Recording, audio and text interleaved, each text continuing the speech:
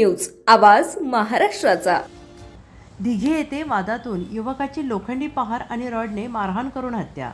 Dighi police station हद्दीतील protein puzzle shop या दुकानात वादातून गोपीनाथ उर्फ लल्ला वरपे राहणार दिघी याचा मृत्यू झाला। यश पाटोळे आणि प्रांजल तावरे यांनी दुकानात येऊन शिवीगाळ करणाऱ्या वरपे याला लोखंडी पहार आणि लोखंडी रॉडने मारहाण केली।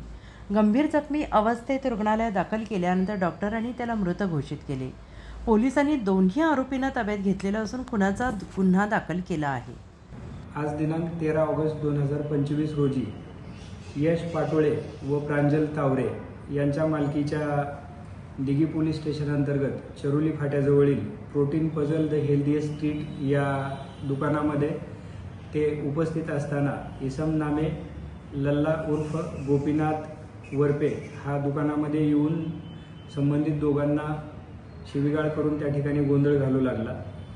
या ठिकाणी सदर गोंधळाचे पर्यवसन भांडणामध्ये होऊन संबंधित यश पाटोळे व प्रांजल तावरे या दोघांनी लोखंडी पहार त्याचबरोबर लोखंडी रॉडने गोपीनाथ उर्फ लल्ला वरपे याच्या डोक्यामध्ये अंगावर मारहाण करून त्याला गंभीर जखमी केलेले होते आणि त्यानंतर यश पाटोळे व प्रांजल तावरे हे तिथून निघून जाऊन पोलीस स्टेशनला आलेले आहेत।